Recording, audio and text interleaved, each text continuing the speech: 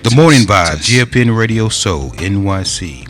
Good morning, good people. You're tuned in to The Morning Vibe. I'm Coach B, YouTube channel. But what makes ours different is we come with solutions.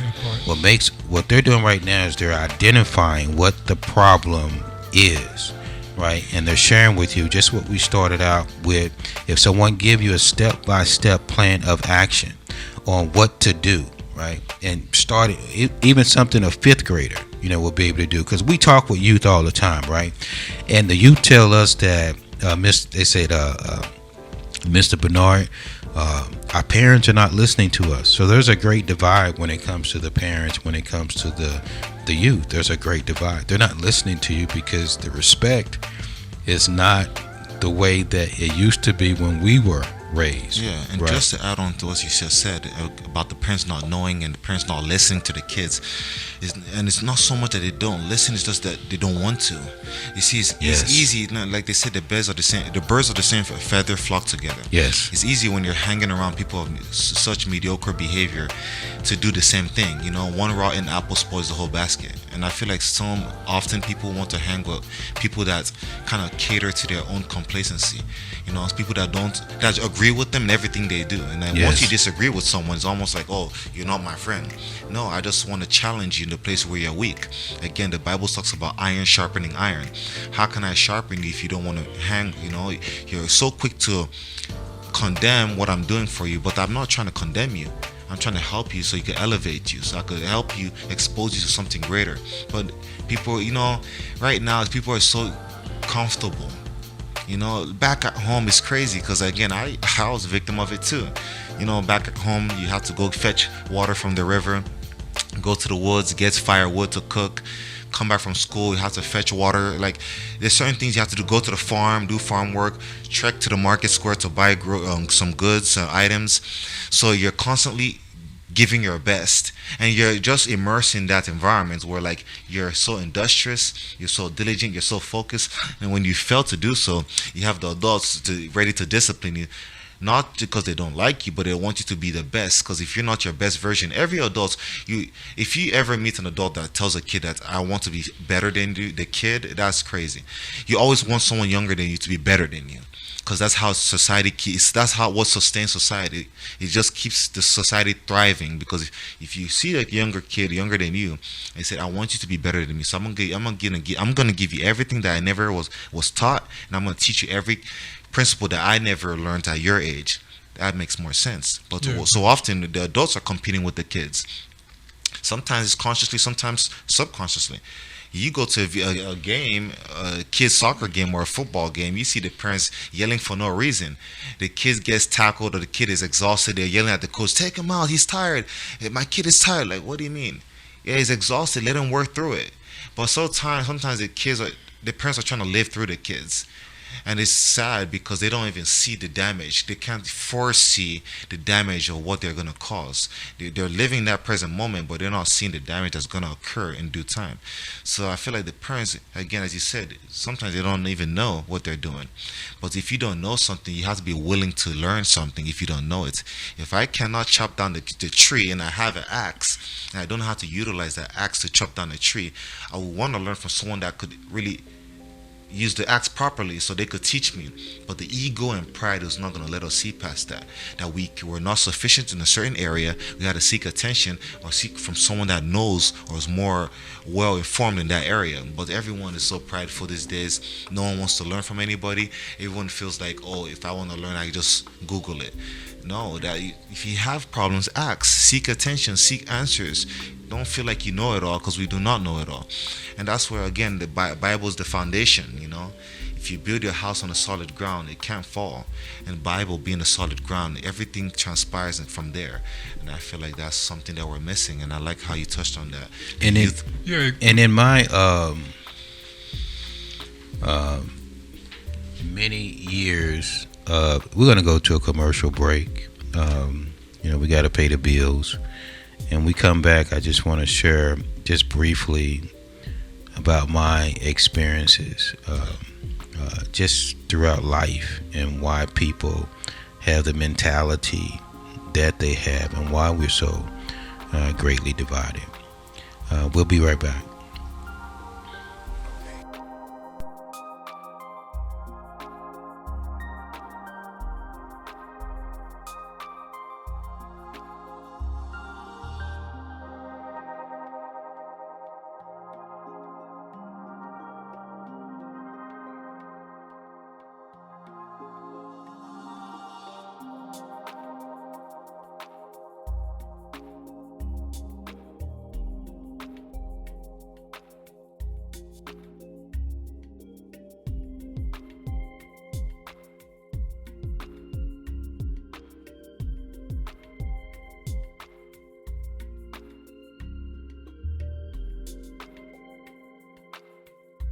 Attention universities, HBCU, and educational institutions. Now is the perfect time to revolutionize the way we educate, inspire, and empower our students. We've partnered with professional athletes who are stepping off the field and into the classroom, not just to motivate, but to mentor.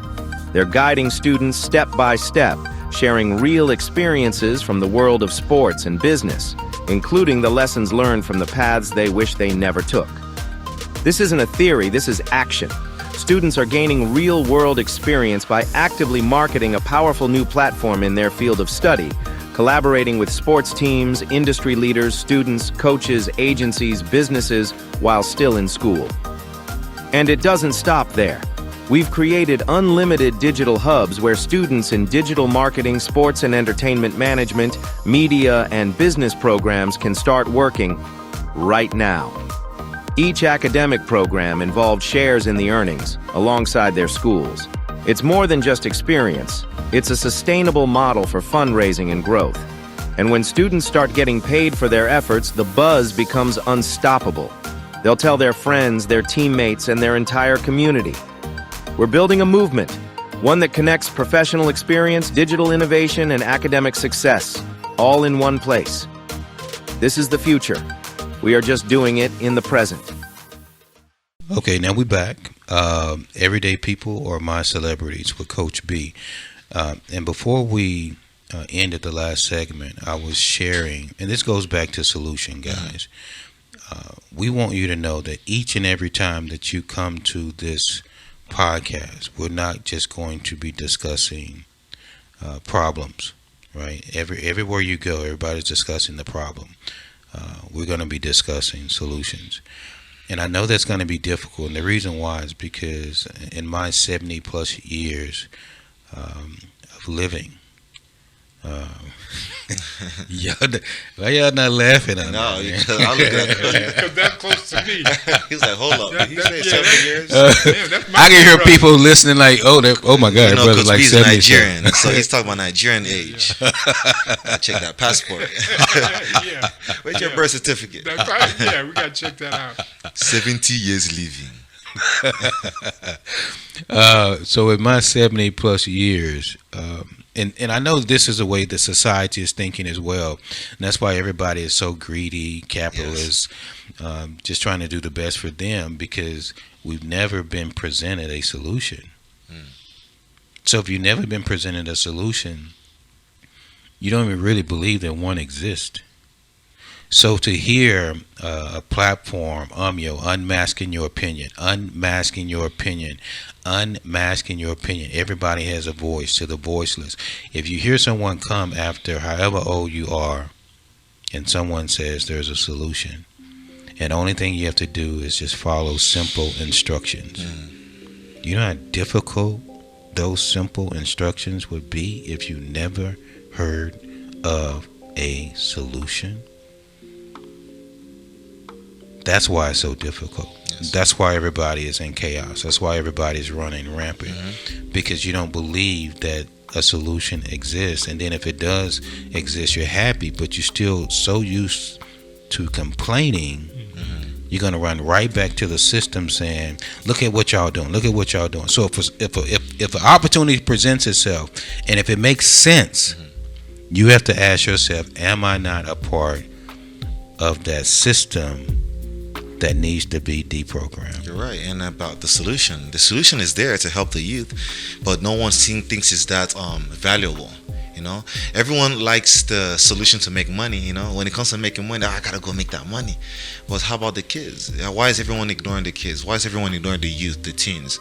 If they're gonna be the future of tomorrow, don't you want to establish something proper, something adequate in them that will help sustain them? Not just for them, but they're going to have to protect us when we get older. So why aren't we helping them? Why aren't we not listening to them? Previously, you spoke about the youth not being heard, and they tell us every time they're not being heard from their parents. Why are the parents not listening to them? Again, this goes far deeper than that. We talk about traumatic events and how it impacts on these kids, even adults. Most of these adults have broken inner childs in them that they never healed from. Powerful. And if they haven't healed from it, they're going to be acting upon that on their kids. If they were never listened to when they're younger, how are they going to listen to their kids? Again, my dad is crazy, I know, but he only behaved the way he was trained. So for him, he always wants you to find a solution. If you don't have a solution or you don't do something properly, he beats you, and he beats you ruthlessly. You know, he was a mechanic back in the day, so you know how hard a mechanic their hands are. So sometimes he will hit you and you feel like your spirit is leaving your body. Like you're like in the Matrix again. But again, that's all he knew. Like, do it like that. Do it well. Like, Dad, I don't know how to do it. How do you do it? He doesn't even know how to do it. But he's really yelling at you. You don't do it right. You did not do it right. You did not do it right. Okay, Dad, you do it. Then he slaps you for even questioning him. So again, I've forgiven my dad. Now it's something I laugh about, you know. It's in the past now. But I try to help him too so he could heal. You know, it's never too late to heal. It's never too late to correct things that were broken. So if these parents are going through or they're acting upon the trauma they experienced when they were kids, like, how are we going to correct that? Again, we have to again, you can't fix a problem if you don't understand that there is a problem. So if you have to be aware, and that's when we go about our life coaching, we talk about self-awareness, being mindful. Okay, what am I doing? Is this thing leading to the right thing? Is this thing appropriate? Is this thing for the better good, not just for me, but for my kids and my offsprings? Again, life is just like vapor, like the scripture says. One day you're gonna be gone. You never know when your card gets pulled. So did you establish something right, something proper for your kids to feed off of, so they could be able to help their wives? If we're raising weak men, who's gonna protect our women? If the men are so weak, who's gonna protect the women? If we're not teaching if our mothers are not teaching the women, or our females are not, the elderly females are not teaching the younger ones how to behave, how to be submissive. And when I say submissive, I'm not talking about just be like a dog, or be God-fearing and be strong in who you are, knowing what is right and deciphering from what is wrong. So if we're not teaching these kids and we're not passing these virtues and principles to them, how are they gonna be able to hang? Now the devil's not stopping. The devil's not being complacent either. So the devil's hunting them down. Again, the scripture talks about the devil being like a lion, a roaring lion, going to and fro, looking for who to devour. We have to ask ourselves, why did the scripture compare the devil to a lion? Fear. The lion, exactly. The lion's the apex predator. Yeah. The lion feeds on the young. Yeah. The less experienced. The young are the less experienced. They don't know any better. So the lion goes. If the lion can't catch the big wildebeest or the big gazelle, it's going to go after the younger ones that have no clue how to run or no clue how to be agile or how to be aware of their surroundings. So You said something, Brother Kennedy. You said something. How are they going to know? And I agree with you. I think that has something to do with, we need to find a way where we can engage both the youth. How can we engage the youth with the parents? How can we create a platform where the youth can learn from the parents? How can we connect the parents from this generation and the youth from this generation to work together? UMYO. The only way, or one of the ways that we believe is the solution to helping our youth and helping our parents at the same time, is giving them a platform where they both can engage. And so that's why we created Lieutenant's Academy, because it's a platform where the youth and parents are employed. Now, when you can employ the youth and the parents and they're both making funding, or they both getting resources, then everybody eats. And so that's why I created Lieutenant's Academy, because we want to be able to make sure that the mentors get paid and the youth get paid for marketing the businesses. So it goes back to a village, like you said, Brother Kennedy. Takes a village to raise a child. And if we can get out of our silos, our individualism, and come in together as a community of individuals under one platform like UMYO, and we can all share ideas and chop it up, where the neighbors can get involved in our conversation, then that's going to make a difference. That's going to make a huge difference, and that's why Lieutenant's Academy was created, for the youth and parents to engage. And what we're going to do is we're going to do another commercial break, and then we're going to come back after that, and we're going to talk about what that looks like, Lieutenant Jones, with the youth and with the parents. I sit before you not as a politician, not as a pundit, not as someone trying to pick a side, but as someone deeply concerned about the state of our country and the direction we're heading. Because let's be honest, the road around us feels like it's spinning off its axis. You got red versus blue, left versus right, right versus wrong, and even that is up for debate these days. But beneath the surface of all the noise, the talking points, the outrage, and the algorithm, there's a deeper battle that's happening. It's not just red versus blue. It's noise versus wisdom, ego versus humility, blind loyalty versus true critical thinking. And in that battle, we're losing. Not because we don't have smart people, not because we don't have solutions, but because we've forgotten how to listen. We built a culture that rewards outrage, not insight, popularity, not purpose, clout, not clarity. And somewhere along the way, we've stopped listening to the people who are actually equipped to problem solve. Our engineers, our coders, the educators, the scientists, the community leaders, the quiet thinkers, the ones who spend more time understanding the issues than tweeting about it. These are the people with the gift to solve, and yet their voices are rarely heard. But why? Because they're not shouting? Because they're not playing the political game? Because they're not flashy or loud or willing to sell their soul for a soundbite? And meanwhile, those who do have platforms, the ones with millions of followers, media attention, influence, too many of them are more invested in the fight than the fix, dragging one side to score points for the other, weaponizing every issue, spinning every solution into a threat. Red attacks blue, blue attacks red, while the people, the actual people, are left stuck in the middle, frustrated, struggling, and forgotten. Pride comes before fall. And let me say it plainly. A divided country cannot and will not stand. So we say we want unity. We say we want progress. We say we want change. But the question is, are we truly open to hearing solutions? Truly open to listening to the people who think differently? To engage in ideas that don't fit into neat little partisan boxes? Or are we still addicted to the adrenaline of outrage, still stuck in the cycle of proving who's right instead of asking what's best? Because if anyone steps forward and says, I have an idea, I have a real tested practical solution to this problem, shouldn't our first response be, let's hear them out? Not what party are they from, not what's their angle, not do they agree with me on everything. We need to grow past that, and fast, because lives are our stakes, because communities are crumbling, because apathy is spreading, and because the clock is ticking. It's a new time, and it's time for something new, a new mindset, a new movement, one that isn't about being left or right, but about being right-minded. Let's stop chasing personalities and start chasing principles. Let's stop demanding loyalty and start demanding results. Let's stop amplifying chaos and start amplifying solutions. If we really care about the future of this country, we cannot keep silencing the very people who might just be able to help it. We must elevate the solvers. We must rebuild the bridge between platforms and problem solvers. And we must do it now. Not next year. Not after the next election. Now.